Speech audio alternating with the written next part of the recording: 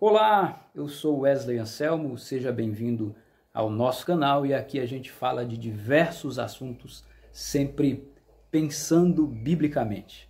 É um prazer, é uma honra ter você conosco. Quero pedir a você que está chegando por aqui agora, eu estou de olho em você, viu? Estou de olho em você.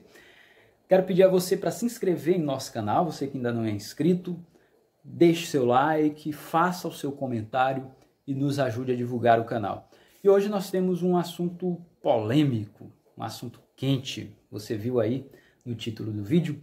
Nós vamos falar sobre o racismo. Qual é a resposta que o Evangelho tem para dar? Que resposta o Evangelho tem para dar a esse tema tão polêmico? Nas últimas semanas, esse tema tem sido debatido com grande efervescência. Isso porque algumas notícias tristes surgiram, algumas imagens tristes surgiram e percorreram o globo. Por exemplo, a morte de George Floyd, um negro norte-americano, e as imagens são tristes e lamentáveis. Um policial branco que se ajoelha sobre o pescoço daquele homem negro, asfixiando o homem negro. As pessoas em volta gritam para que o policial tivesse misericórdia e não usasse daquela ação tão violenta. O próprio George Floyd também fala que está sem respirar, ele fala que precisa respirar, mas infelizmente aquele homem negro acabou morrendo asfixiado. Outro caso, o caso do menino Miguel aqui no Brasil, que caiu do 9º andar de um prédio, 35 metros de altura, por causa da falta de atenção, de cuidado da patroa de sua mãe. Então, esses dois casos levaram a muitos protestos. Por exemplo, nos Estados Unidos foram muitos protestos, aqui no Brasil também. E nós tivemos já, por volta desses dias, um outro caso, algumas semanas, mais ou menos 2 semanas, o caso de um homem negro de 27 anos, que também foi morto por tiros de um policial. O nome do homem é Rayshard Brooks. Ele foi pego na fila de um drive-thru, de uma lanchonete, dormindo, e resistiu à prisão. Aquele homem sai correndo e é apanhado, e o policial atira naquele homem mesmo, o homem sai correndo e o policial dá alguns tiros e quando se vê o homem já está no chão e chegou à morte. Era também um homem negro. Esse vídeo não é para analisar essas notícias ou estes fatos, porque para analisar esses fatos a gente precisaria de todo um trabalho de pesquisa, de conversar com pessoas próximas da vítima e fazer todo um levantamento para não nos guiarmos somente por notícias que a gente vê nos jornais ou nas redes sociais. Mas esse vídeo é para tratarmos desse assunto, o racismo, porque estes 3 casos, e muitos outros casos que não vou citar aqui, eles trazem à tona esse debate que não é de hoje, há décadas vem se debatendo, é um debate secular, racismo. E qual é a resposta que o Evangelho tem para dar?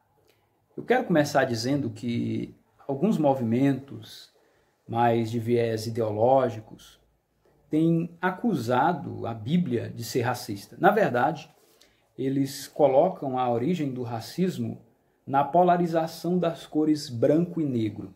Por exemplo, na mitologia grega, existe essa polarização. Você vê um deus que era chamado de Perseu e que tinha 2 véus, o véu branco e o véu negro.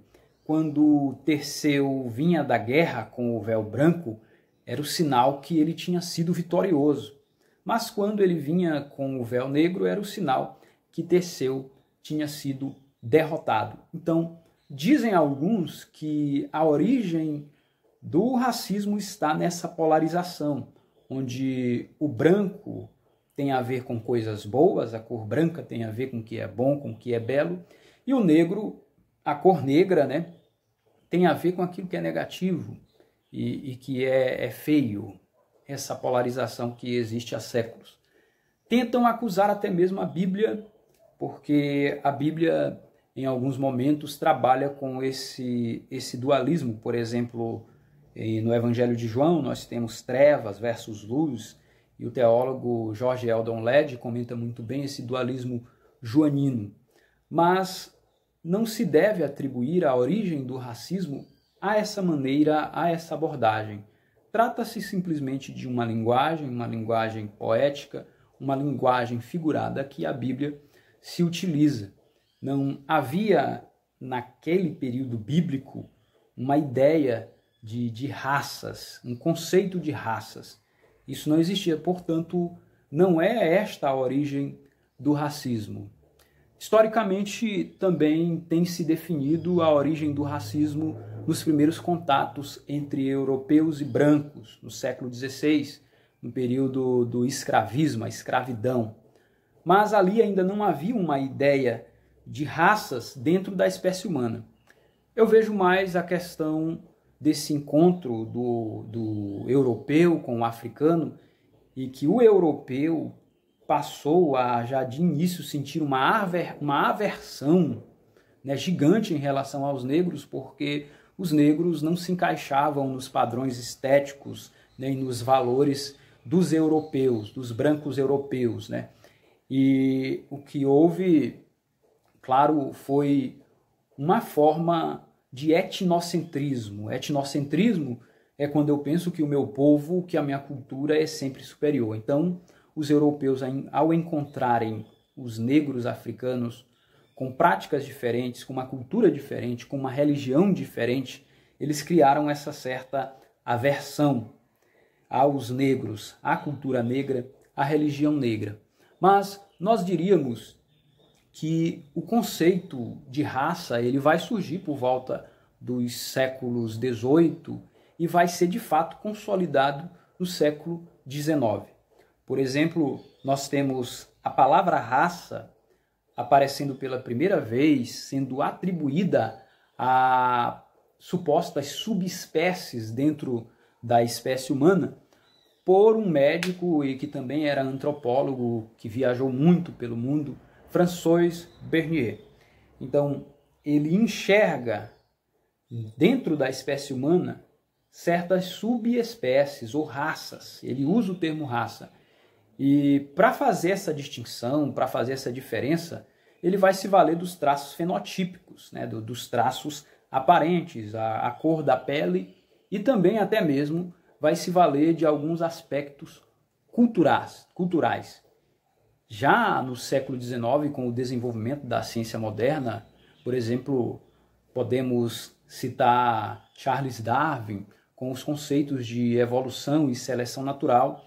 Ele também apresentou um conceito de subespécies dentro da espécie humana, de raças dentro da espécie humana. Era um conceito de que existiam raças geográficas.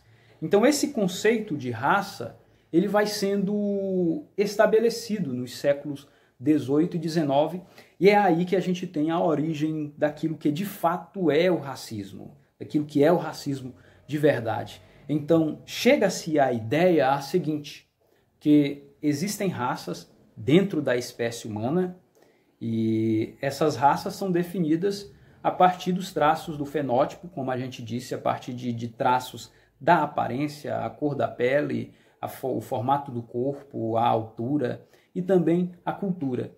O grande prejuízo é que, além de se admitirem raças na espécie humana, admite-se também que existem raças superiores umas às outras. E é aí que os europeus se valeram também desse conceito para justificar até a escravidão, porque diziam eles que os africanos faziam parte de uma raça não evoluída. Então, diziam eles que essa raça negra, essa raça de pele escura, essa raça de pele negra, seria uma raça menos evoluída culturalmente, cognitivamente e intelectualmente. E daí se justificavam, não, por isso que os povos negros não evoluíram tanto quanto as culturas europeias ou quanto o povo europeu. Então, já há uma ideia falsa, ilusória, de que a capacidade cognitiva, a capacidade intelectual diz respeito àquilo que é coletivo e não àquilo que é individual.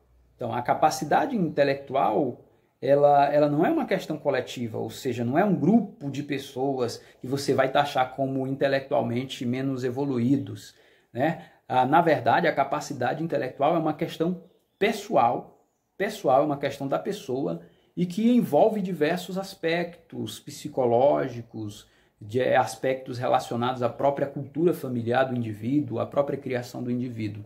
Mas o racismo surge aí e ele toma as suas diversas expressões, e é interessante a gente analisar que, observando essa questão do racismo, ele não é um fenômeno próprio de um lugar, de um país, de uma região. Por exemplo, nos Estados Unidos houve a grande segregação racial até 1965, havia uma série de leis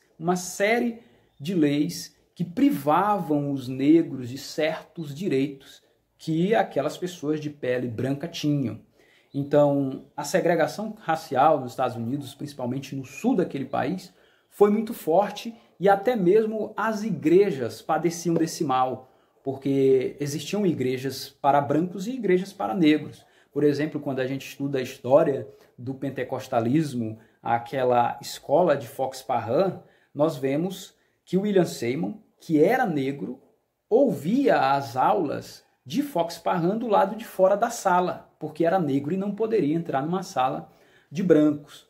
Então a segregação racial nos Estados Unidos muito forte, aquela luta de Martin Luther King contra a segregação. No Brasil, nós vemos a questão do escravismo, a escravidão também, e a luta pela abolição, houve uma certa luta, a abolição da escravatura se deu em 1888 com a Lei Áurea, e havia uma pressão, porque o Brasil até então era o único país que ainda usava desse sistema, o sistema escravista. É interessante que no Ceará a abolição da escravidão se deu 4 anos antes e começa com um homem chamado Dragão do Mar, que ele começa com um movimento de resistência.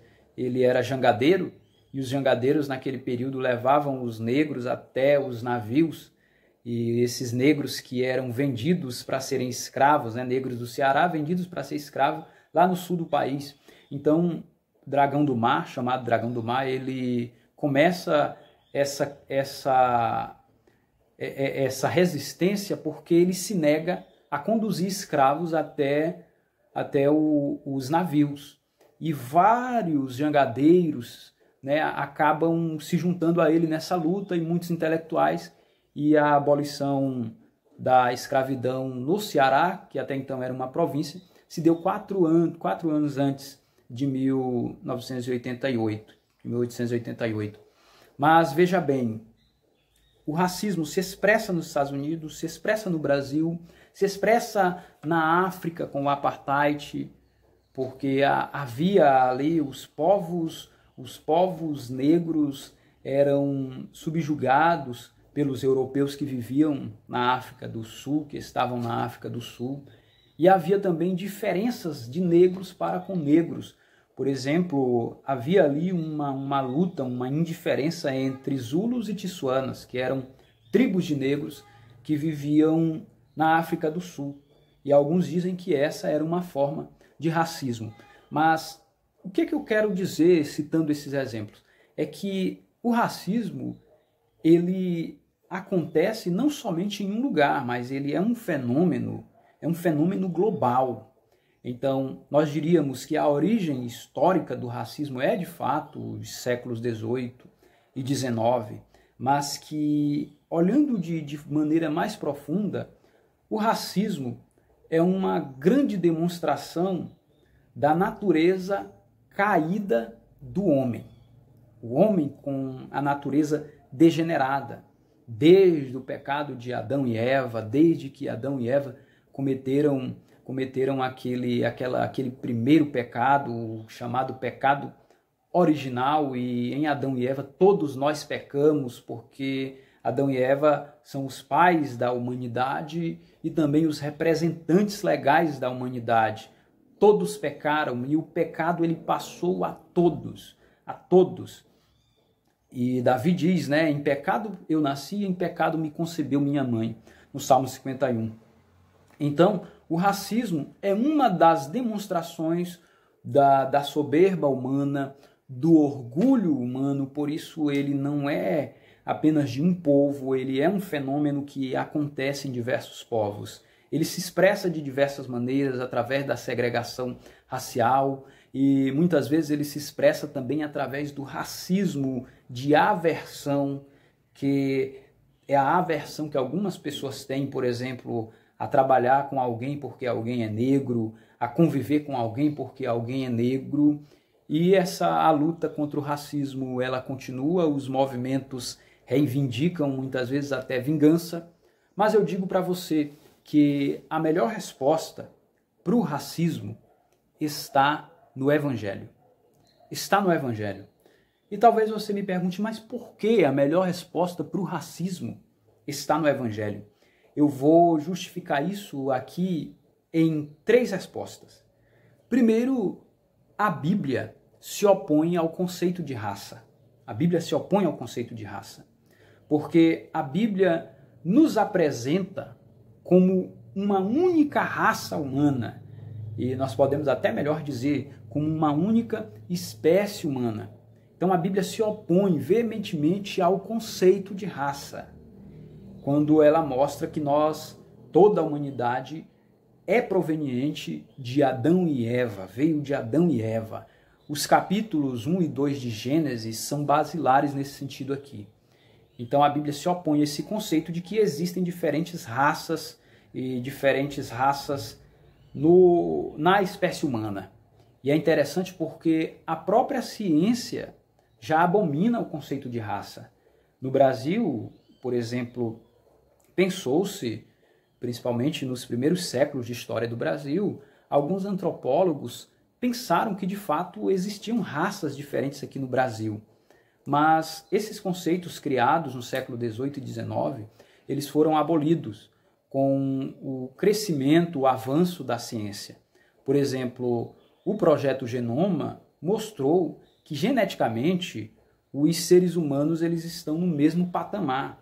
Então, não existem subgrupos, subespécies dentro da espécie humana. Existe uma única espécie. Os genes que um negro tem são os genes que um branco tem. Não há muita diferença entre ambos.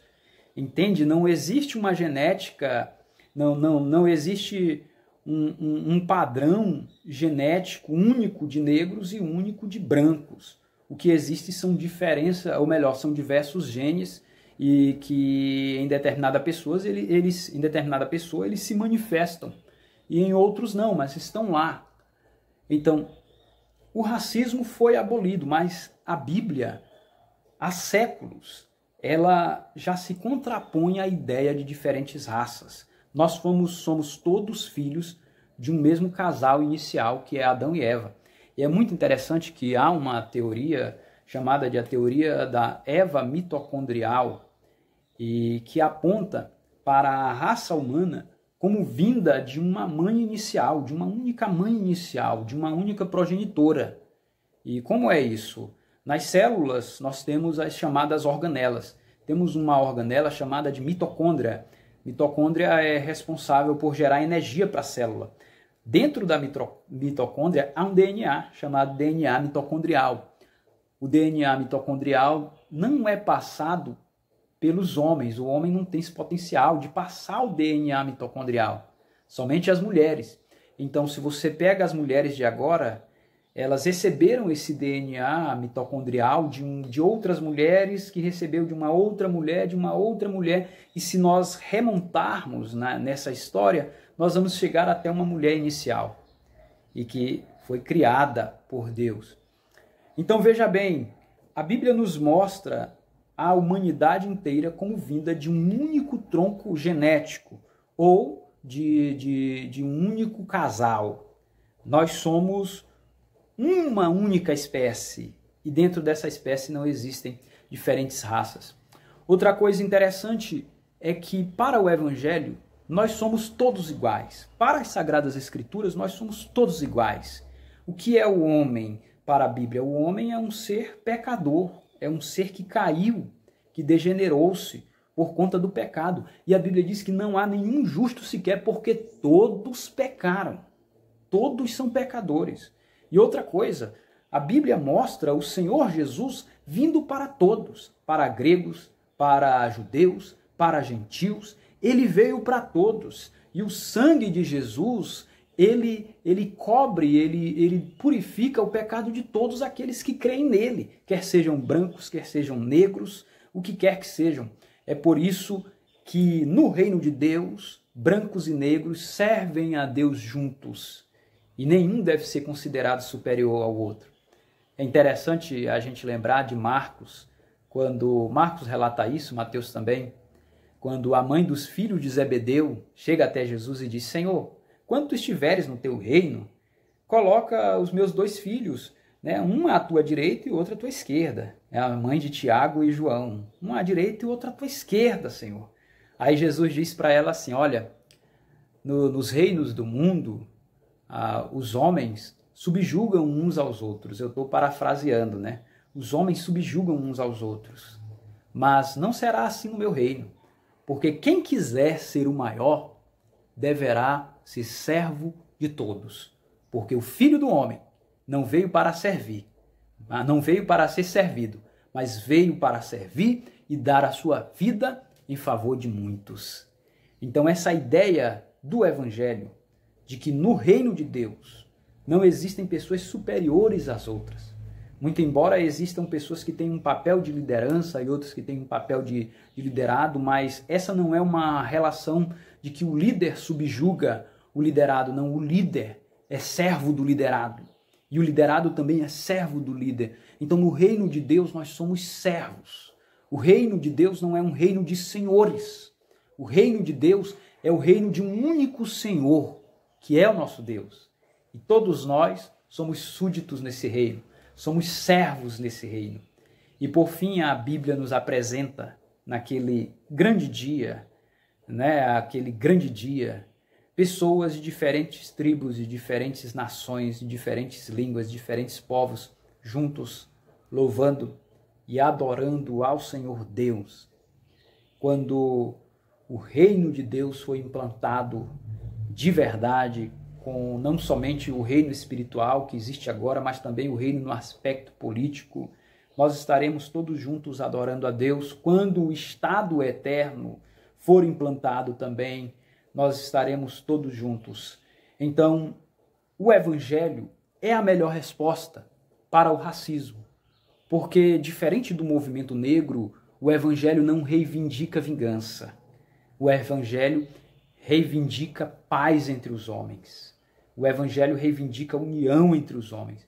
E é muito interessante que diversos pesquisadores e pastores atestam um fato muito interessante na África do Sul, é que quando havia o apartheid na África do Sul, você encontrava, não muitas, mas encontrava igrejas onde brancos, negros, europeus estavam juntos, holandeses, europeus, zulus, tissuanas, negros e brancos juntos servindo a Deus numa única comunidade e servindo uns aos outros. Olha, só o Evangelho pode fazer isso. Alguém me pergunta, a igreja tem que militar, tem que ir para as ruas, fazer militância e se unir ao movimento negro e buscar essa redenção social? A igreja tem que ir para as ruas para fazer militância? Eu digo que o crente, ele tem o direito de fazer sua militância, mas a igreja como denominação não. Porque na verdade, a igreja já vem militando há séculos através da pregação do Evangelho. Então, o Evangelho é antirracista, Deus é antirracista.